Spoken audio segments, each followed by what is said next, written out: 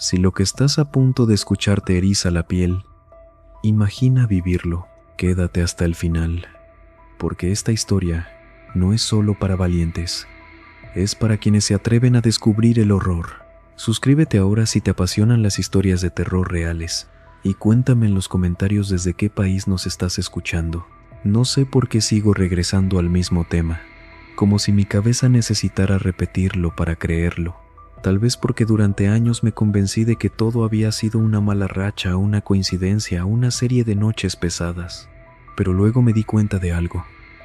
En el mundo de los puestos, de la calle, de la grasa pegada en las uñas y el humo metido en la ropa, hay cosas que se aprenden a la mala. Y cuando las aprendes, ya no vuelves a ver una taquería igual. ¿Qué haces cuando el lugar donde das de comer se convierte en un punto de mira? ¿Cómo distingues al cliente normal del que viene por otra cosa? ¿Y qué harías si, de pronto, te das cuenta de que tu propia rutina es un mapa para alguien más? Te lo cuento como testimonio porque así lo viví. Sin música de fondo, sin monstruos, sin luces que parpadean por casualidad dramática. Solo la noche real. La que huele a drenaje y a carbón. La que tiene motos que pasan sin placas y voces que hablan bajito cerca de la esquina. 5 historias, 5 puestos, 5 formas distintas de entender que, a veces, la calle no te mata de golpe, te va desarmando por dentro hasta que te acostumbras a tener miedo como quien se acostumbra a un dolor de espalda. La primera vez que sentí que mi vida se iba a separar en un antes y un después fue en un puesto de pastor en Nezahualcóyotl, en una avenida donde el ruido nunca se apaga del todo. Yo no era el dueño, era el taquero de la noche. Llegaba a las 6, prendía la plancha, revisaba el gas, acomodaba la hielera y el bote de cebolla, y me ponía a cortar como máquina. Ese puesto era de don Rubén, un señor que ya no aguantaba las jornadas largas, así que me dejaba la noche y se iba a su casa con la caja del día. Tú nada más cierras y me guardas todo, me decía. Era un trato simple. Y yo necesitaba el dinero. La clientela era la típica, familias, chavos saliendo de la prepa, repartidores, uno que otro borracho con hambre. Pero había un tipo que empezó a venir con una puntualidad que me incomodaba. Siempre llegaba a las 10:15, nunca antes, nunca después. Pedía 3 de pastor sin piña y una coca en botella de vidrio. Pagaba exacto, sin regatear, sin propina. Lo raro no era eso, lo raro era que no se sentaba. Se quedaba parado, comiendo despacio, mirando hacia la calle como si estuviera esperando ver algo pasar. ¿Te has fijado cómo algunas miradas no son curiosidad sino conteo, como si midieran el mundo? Al principio lo ignoré. Uno aprende a no meterse en la cabeza de los demás, pero luego empezó a hacer cosas pequeñas. Dejaba su servilleta doblada de cierta manera, siempre en el mismo borde de la mesa de salsas. A veces, cuando yo volteaba, lo veía tocarse el bolsillo derecho como si revisara que algo siguiera ahí. Y una noche, por primera vez, me habló sin pedirme comida. ¿El patrón no viene?, preguntó. No, le dije, sin ganas de platicar. Yo atiendo, asintió, como si confirmara algo. Se quedó viendo el trompo girar, hipnotizado. Luego dijo, como comentario casual, bonito cuchillo. No era piropo.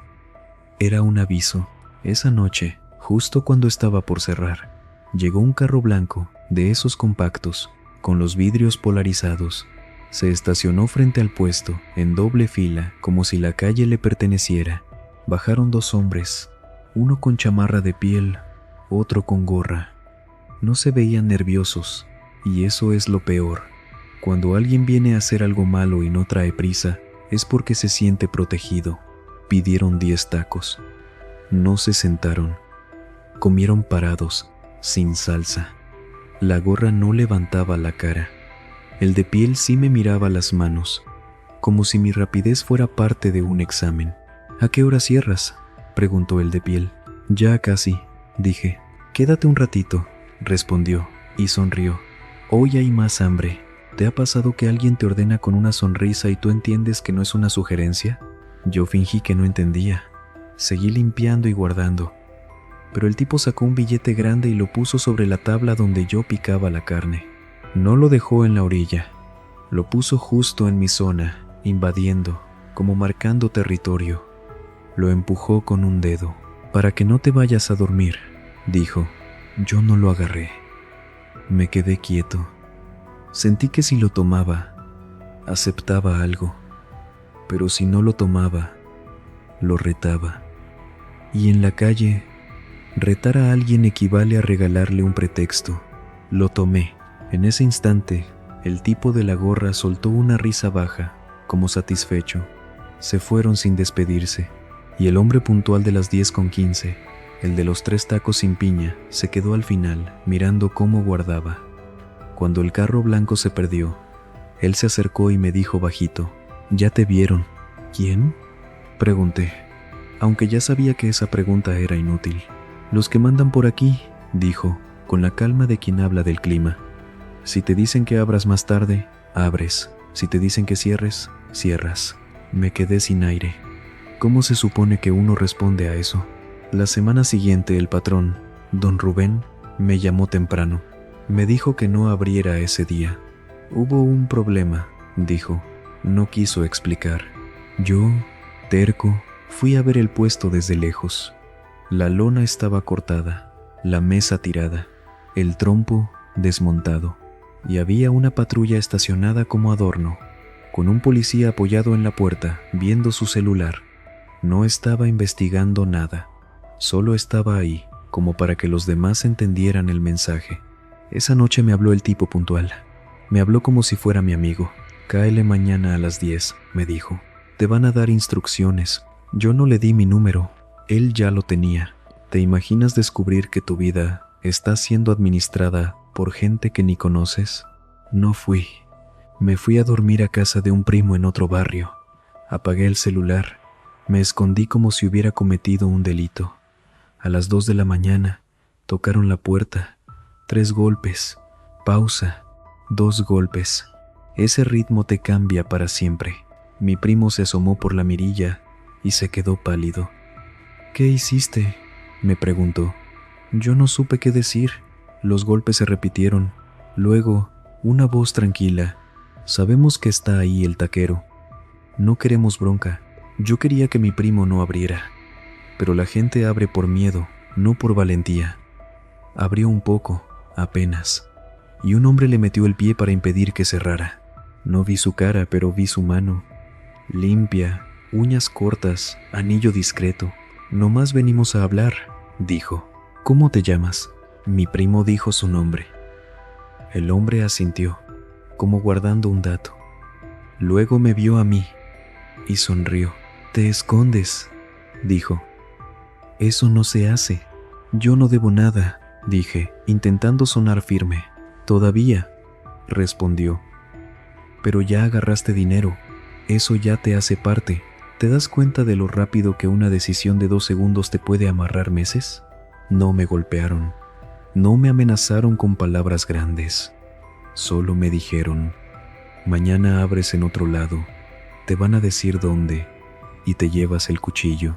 Cuando se fueron, mi primo me quería correr de su casa, y lo entendí. Yo era un riesgo.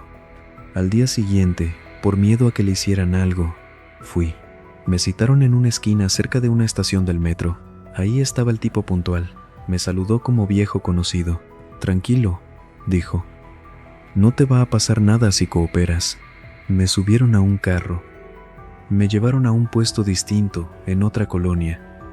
Ahí había otro taquero, otro trompo, otra lona, pero el ambiente era igual. La sensación de que el negocio era una fachada para algo más. Me presentaron al encargado del área, un hombre gordo con playera de equipo de fútbol. Me dio instrucciones simples: horario, precios, a quién fiar y a quién no. «Y si viene uno con chamarra de piel, tú lo atiendes primero», dijo, «y no lo miras mucho». Esa noche entendí que no me estaban contratando, me estaban acomodando. ¿Y qué harías tú en ese punto? ¿Renuncias y te expones, o te quedas y te consumes? Me quedé un mes de trabajar con la garganta apretada, un mes de dormir con el celular en silencio pero vibrando en mi mente. Y un día, sin avisar, me pagaron y me dijeron: «Ya, te puedes ir». como si me liberaran. Solo que la libertad no llega así de fácil. Porque al irme, el tipo puntual me llamó y me dijo: no cambies de número, a lo mejor te ocupamos. Hasta hoy, cuando suena una llamada de un número desconocido, mi estómago se encoge como si volviera a ver ese billete sobre mi tabla. La segunda historia empezó en Puebla, en un mercado de esos donde el olor a carne cruda y fruta madura se mezcla con el cloro barato. Yo trabajaba en un local de carnitas que también vendía tacos de maciza y cuerito. Ahí la vida parecía más estable. Paredes, techo, un lugar fijo. Yo pensaba que eso me protegía. ¡Qué ingenuidad! El dueño era un señor apodado El Chato, porque era bajito y ancho. Tenía la voz fuerte y la risa fácil. Parecía buena gente, pero lo que más me llamó la atención fue su obsesión por el orden.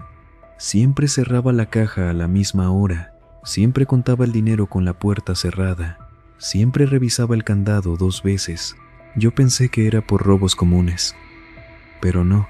Un día llegó una mujer mayor, bien vestida para el mercado, con lentes oscuros. Pidió 1 kilo de carnitas, y mientras yo se lo empacaba, me preguntó: ¿aquí trabaja un muchacho que se llama Martín? ¿Quién?, dije, porque yo me llamaba distinto ahí. El Chato se asomó rápido. ¿Qué se le ofrece, doñita?, dijo, con una sonrisa que parecía ensayada. La mujer no sonrió. Solo le entregó un sobre blanco y dijo: ya sabe, se fue.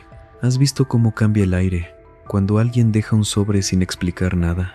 El Chato guardó el sobre en la bolsa interna de su chamarra, sin abrirlo. Cuando yo le pregunté qué era, me dijo: nada, no seas chismoso. Pero ese nada venía con un temblor en la mano que no combinaba con su carácter. Esa semana empecé a notar visitas similares. Gente que no compraba mucho pero dejaba papeles. Un señor que pedía solo un taco y dejaba una tarjeta. Un chavo que dejaba un papel doblado en la charola de las salsas. Y siempre, el Chato lo agarraba sin decir nada. Una tarde, al cerrar, el Chato me pidió que me quedara. Te voy a enseñar algo, dijo. Me llevó al cuarto de atrás, donde guardaban las cubetas. Ahí, en una pared, había un azulejo suelto. Lo movió y apareció un hueco. Dentro había una libreta vieja y varios sobres. Esto no se lo enseño a cualquiera, dijo. Pero tú eres trabajador. Yo me quedé helado. No quería saber. Pero cuando alguien te muestra un secreto, te mete en él. ¿Qué es eso?, pregunté, con la voz chiquita. El Chato suspiró como si le pesara. Control, dijo. Para que no se nos olvide quién. ¿Te das cuenta de lo peligroso que es que un negocio de comida tenga una libreta de control? No me quiso decir más. Solo me dijo que, si algún día venía alguien preguntando por esa libreta, yo debía decir que no sabía nada, que yo solo era empleado. Y luego agregó una frase que me dio escalofrío porque sonaba ensayada. Si no sabes, no te pasa. La vida se encargó de demostrarme que eso no es cierto. Un sábado, el mercado estaba lleno. Gente empujando, gritos de ¡pásele!, olor a cilantro.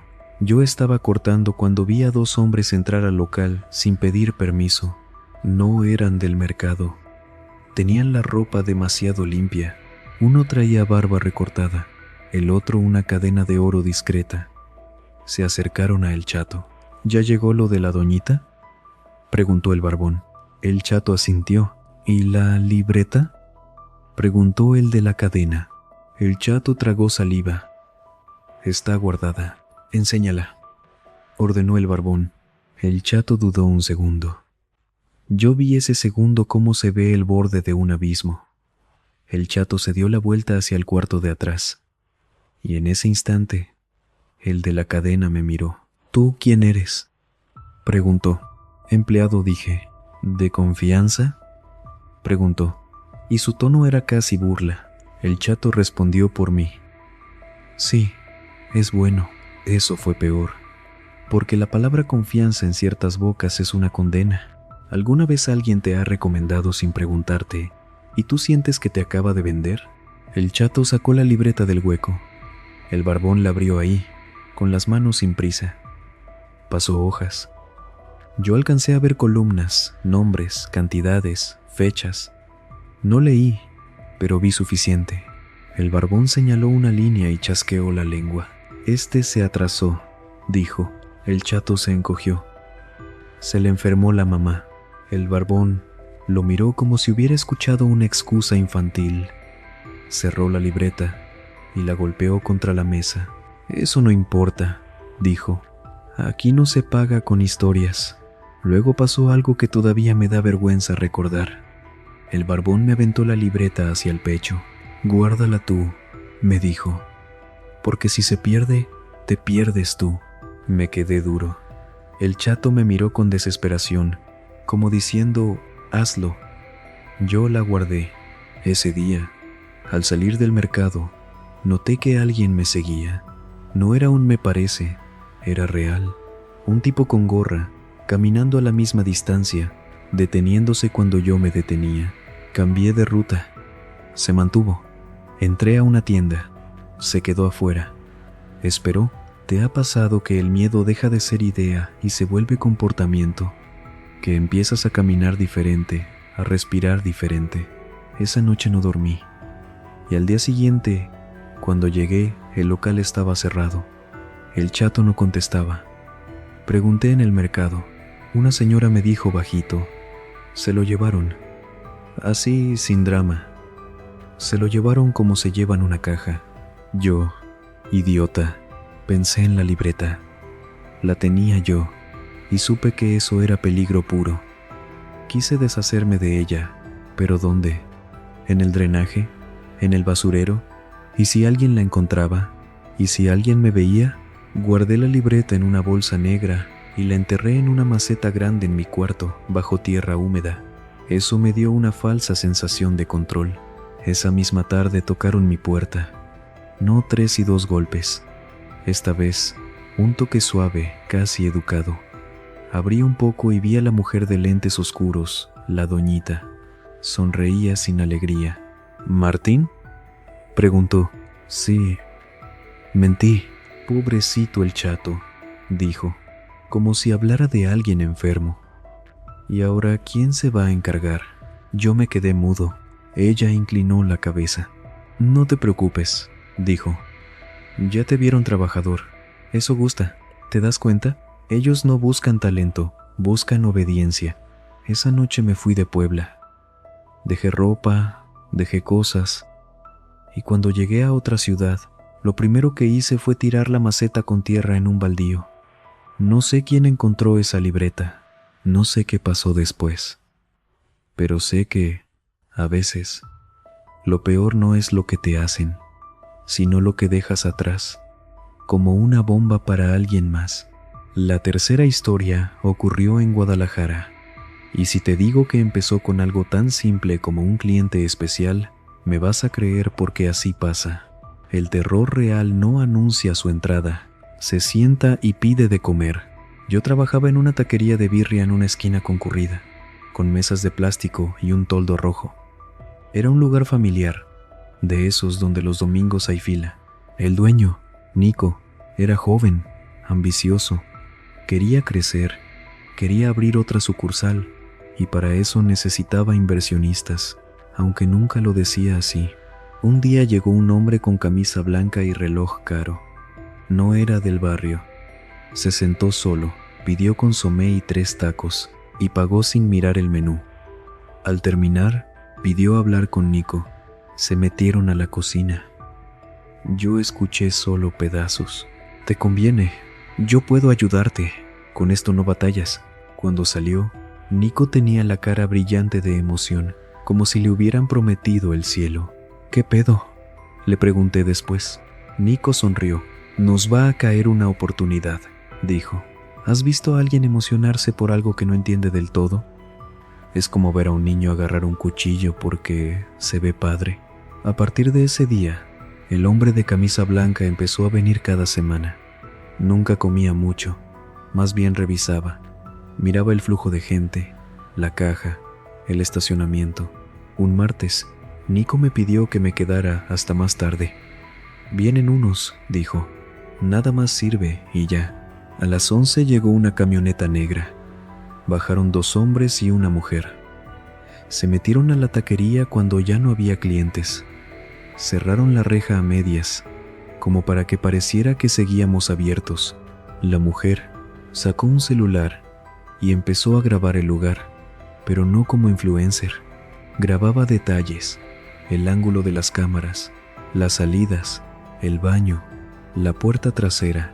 ¿Para qué es eso?, le pregunté a Nico, sin querer, ya con el estómago apretado. Nico me hizo una seña de cállate. Uno de los hombres me miró. Tranquilo, dijo. Estamos mejorando el negocio. Yo asentí, pero sentía que me estaban midiendo cómo se mide un mueble. Luego pasó lo que cambió todo. El hombre de camisa blanca sacó una bolsa de lona y la puso en la mesa. Sonó pesado. Abrió un cierre apenas y vi fajos. Dinero, mucho. Nico se quedó con la boca seca. Esto es para que crezcas, dijo el hombre, pero con condiciones.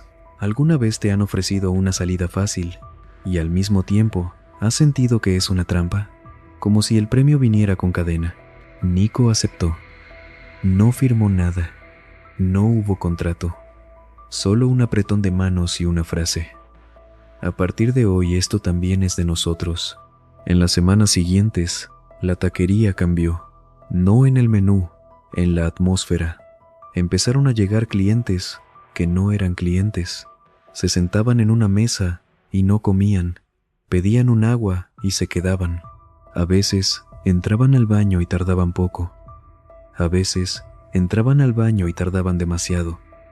Empezaron a pedir que mantuviéramos abierto hasta más tarde, aunque no hubiera venta.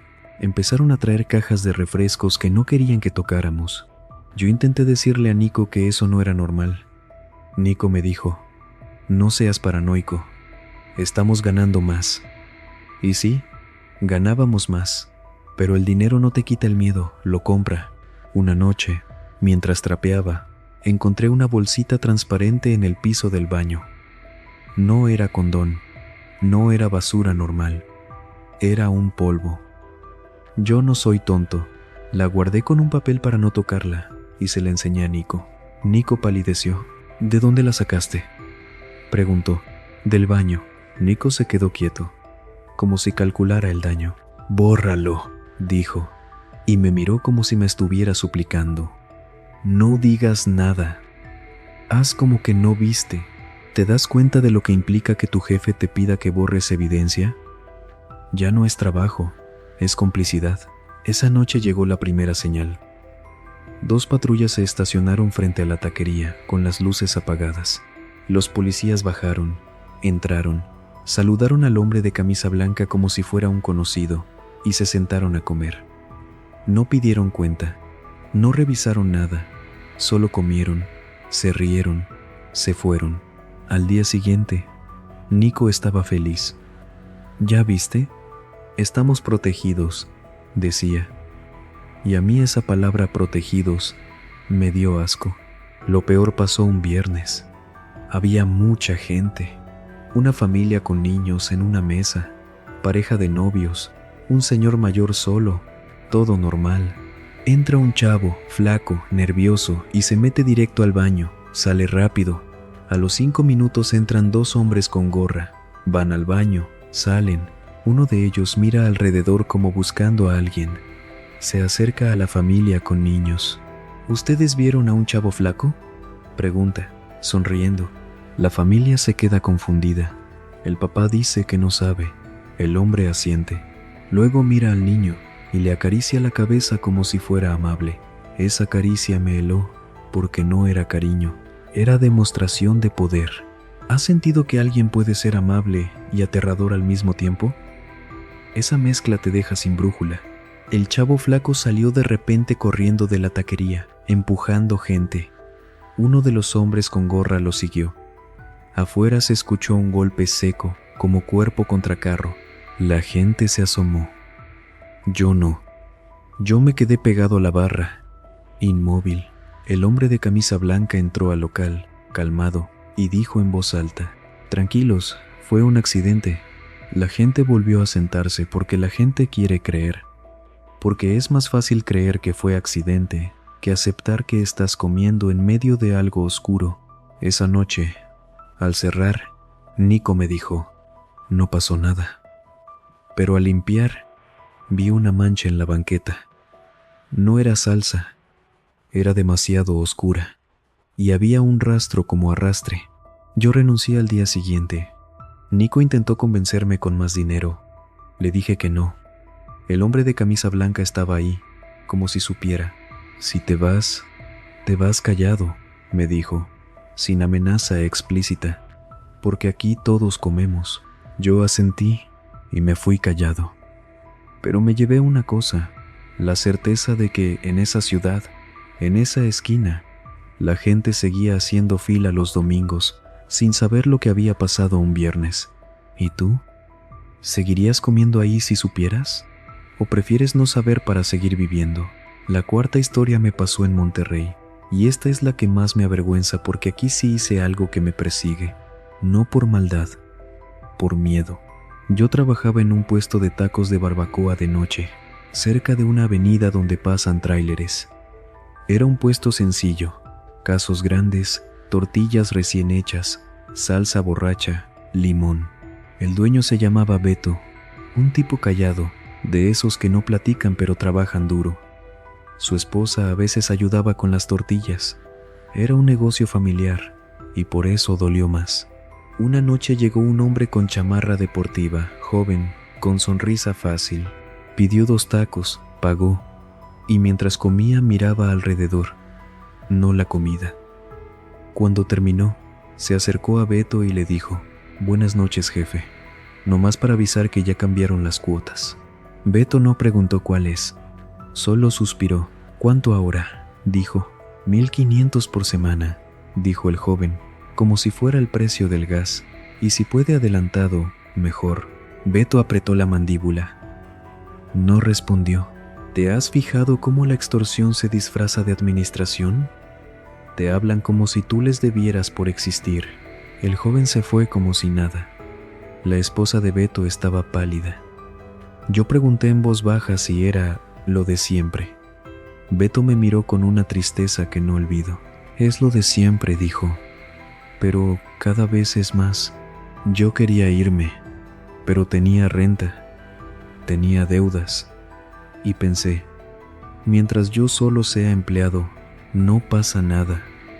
Otra vez, esa mentira. 2 semanas después, Beto no pudo pagar.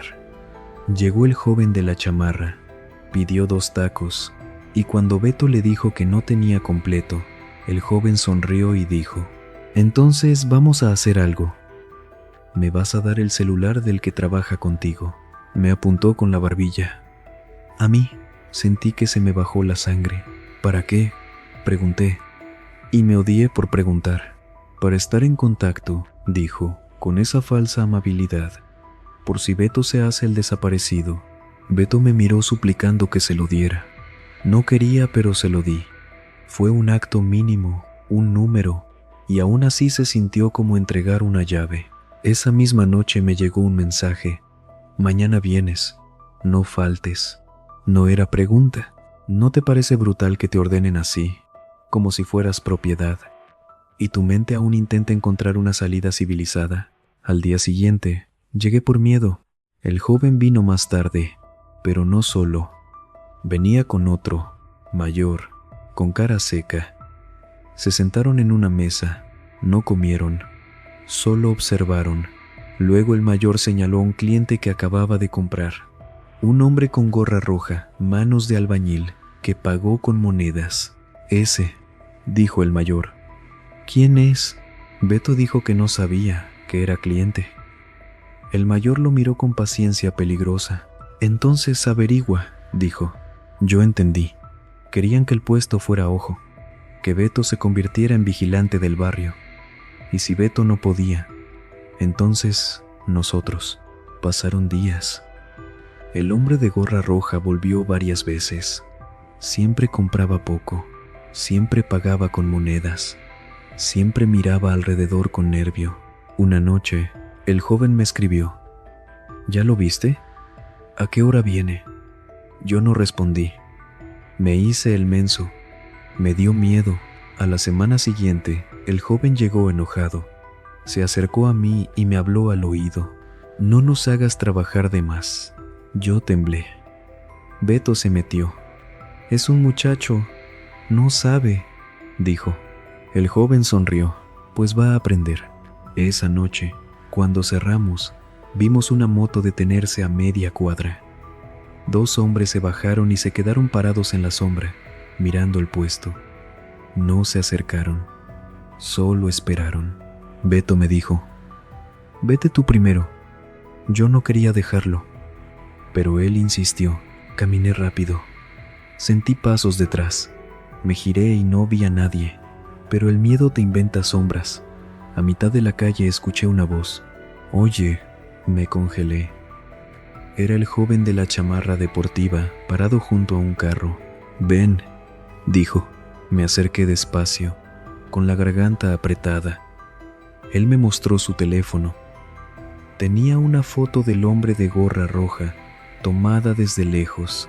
Ese nos debe, dijo, y tú lo vas a señalar cuando venga. Yo no... Empecé. Él me cortó. Si no lo haces, Beto se queda solo con el pedo. ¿Eso quieres? Ahí fue donde me quebré, porque usó la culpa como palanca. Yo no quería que le hicieran algo a Beto, y el joven lo sabía. ¿Te han torcido una decisión usando a alguien que te importa? ¿Ese tipo de presión te destruye por dentro? Acepté. Dije que sí. Me dio instrucciones. Cuando lo veas, me marcas. Nada más eso. El hombre de gorra roja volvió un jueves. Eran las 10:30. Yo lo vi desde lejos. Mi estómago se hizo piedra. Compró 2 tacos. Pagó con monedas. Se quedó comiendo de pie. Miraba hacia la calle. Parecía un animal cercado. Yo saqué el teléfono. Mis manos temblaban tanto que casi se me cae. Marqué. No dijo bueno. Solo escuché su respiración y una frase. ¿Ya? Sí, dije. Quédate quieto, dijo. No lo mires. Colgué. Me quedé sirviendo como máquina, tratando de no voltear. Pero escuché el motor de una moto, luego otro, luego pasos rápidos. El hombre de gorra roja se dio cuenta. Intentó irse. Alguien lo agarró del brazo. Se escuchó un forcejeo corto. No gritos grandes, solo un sonido de ropa rasgada. Y luego, silencio. La esposa de Beto salió y miró. Yo me quedé congelado. Beto estaba pálido, como si se hubiera vuelto de papel. Nadie entró a ayudar. Nadie llamó a la policía, porque en ese tipo de barrio, llamar a la policía es como invitar a otra cosa. Esa noche no dormí. Al día siguiente, el joven me mandó un mensaje bien. Esa palabra me quemó. Renuncié esa misma semana. Beto no me detuvo. Me abrazó con una tristeza que me hizo llorar. Perdón, me dijo. Yo no quería meterte. Yo lo hice, pensé. Yo marqué. Yo fui el dedo. ¿Con qué se limpia uno esa sensación? ¿Cómo te perdonas una cosa hecha por miedo? No me perdoné. Solo aprendí a cargarla. Y cada vez que veo a alguien pagar con monedas, una parte de mí recuerda a ese hombre de gorra roja comiendo de pie, mirando hacia la calle como si ya supiera. La quinta historia fue en Tijuana. Y es distinta porque aquí no hubo cuotas directas ni sobres. Aquí hubo algo más silencioso, vigilancia personal. Y eso, para mí, fue peor, porque cuando el peligro es sistema, te escondes cambiando de colonia. Pero cuando el peligro es un individuo obsesionado contigo, tu propia cara se vuelve un objetivo. Yo trabajaba en unos tacos de asada cerca de la línea. Era un lugar con turistas, con gente que iba y venía.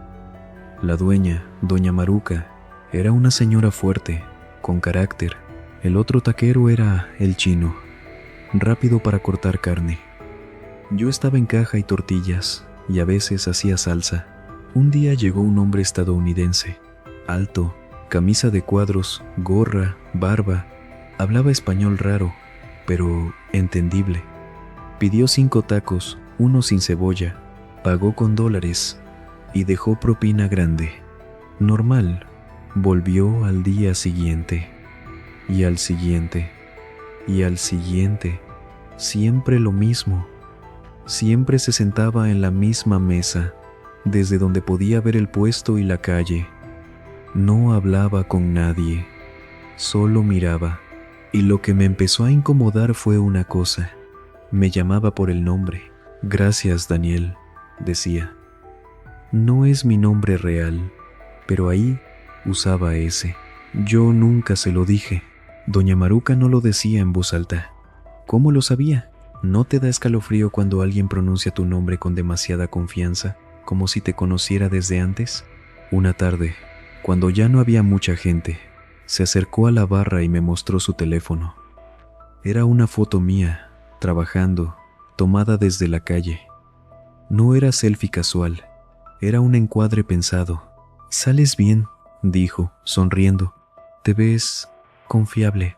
¿Por qué me tomas fotos?», pregunté, y mi voz salió más alta de lo que quería. Él levantó las manos, como si yo exagerara. «Estoy haciendo un proyecto», dijo. «Comida callejera, historias reales.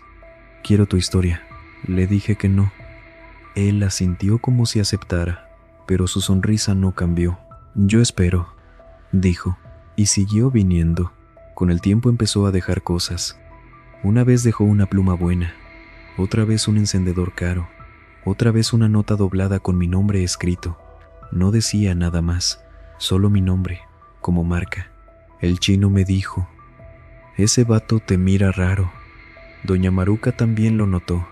«No me gusta», dijo, pero como no hacía nada ilegal, la mente busca excusas. Es turista, está loco, nada más molesta. Hasta que una noche, al cerrar, Doña Maruca me pidió que tirara la basura al contenedor detrás de los locales. Fui con 2 bolsas negras. La calle estaba casi vacía. Olía a mar y drenaje. El viento pegaba frío. Cuando dejé la basura, escuché pasos. Me giré. Ahí estaba él, el estadounidense. Sonreía como si fuera coincidencia encontrarnos en un callejón. «Hola, Daniel», dijo, suave. «¿Qué haces aquí?», pregunté. «Te sigo», dijo, como si dijera «te acompaño». Mi piel se erizó. «¿Por qué?», dije, y me odié por sonar asustado. Él se acercó un paso. No invadió de golpe, solo lo suficiente para que yo sintiera que la distancia era decisión suya. «Porque tú no sabes lo que vales», dijo. «Y yo sí. ¿Has escuchado una frase que suena a halago pero que te hace sentir como mercancía?». Me fui rápido. No quise hacer escándalo. Regresé al puesto. No dije nada esa noche.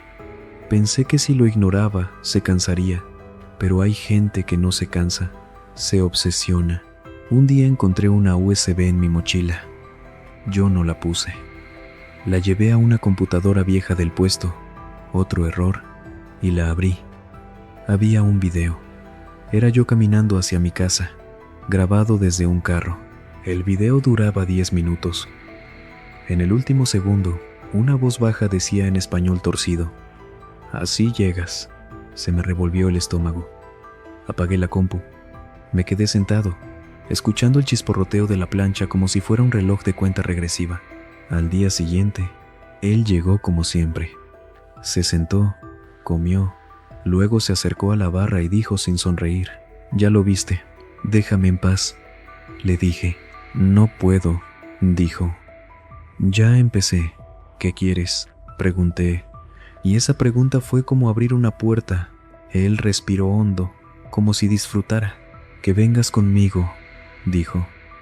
«Yo te consigo trabajo, papeles, vida nueva. Tú eres perfecto, eres confiable».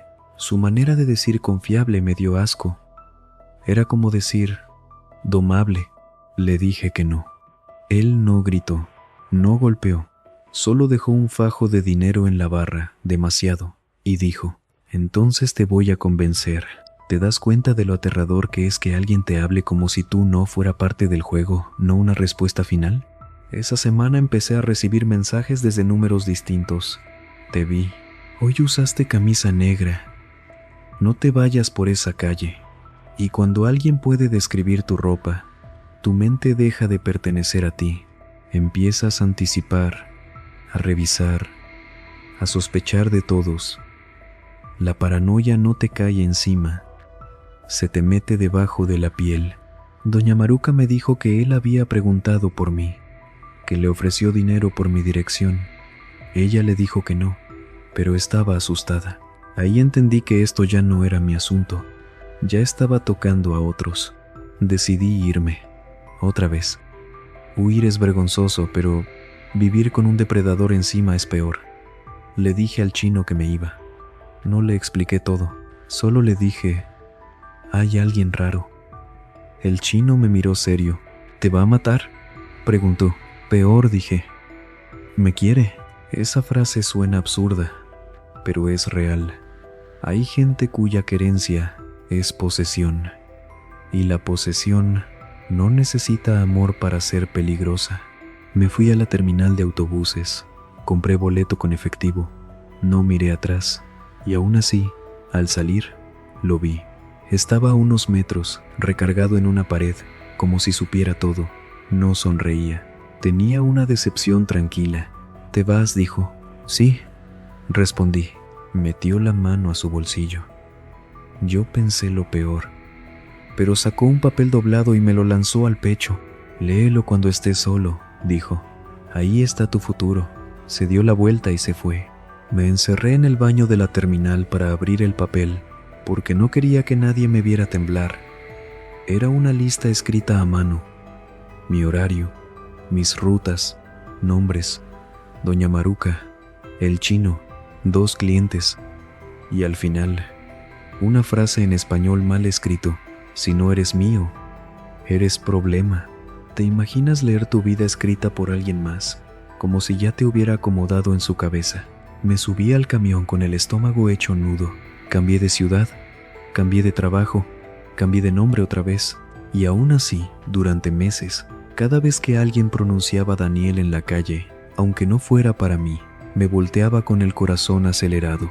Ahora, cuando veo un puesto de tacos, me fijo en cosas que antes no veía. ¿Quién mira demasiado? ¿Quién no come? ¿Quién paga sin pedir cambio? ¿Quién pregunta horarios? ¿Quién se acerca a la caja sin razón? Y me pregunto cuántos taqueros, en este instante, están viviendo su propio antes y después sin saberlo todavía. ¿Te digo la verdad? No sé cuál de las 5 historias me da más miedo, porque en una, el miedo es sistema, cuotas, sobres, control. En otra, el miedo es individual, alguien que se obsesiona contigo, y no sé qué es peor, si el sistema que te tritura sin conocerte, o la persona que te elige y decide que le perteneces. Solo sé esto: si algún día estás en un puesto a medianoche y notas que alguien te mira las manos como si midiera tu vida, no lo ignores. Si alguien deja un billete grande y no pide cambio, piensa 2 veces antes de guardarlo. Si alguien pregunta por tu horario con demasiada calma, no respondas como si fuera normal, porque a veces la calle te avisa, y el aviso viene disfrazado de cliente con hambre. Y si estás escuchando esto y te preguntas por qué lo cuento, es porque durante años intenté convencerme de que yo exageraba, hasta que un día, en otra ciudad, en otro puesto, otro hombre se me acercó, pidió 3 tacos sin piña y dejó su servilleta doblada exactamente como aquel primer tipo. Ahí entendí que no se trata de un lugar, se trata de un patrón. Y si el patrón no es del negocio, sino del miedo,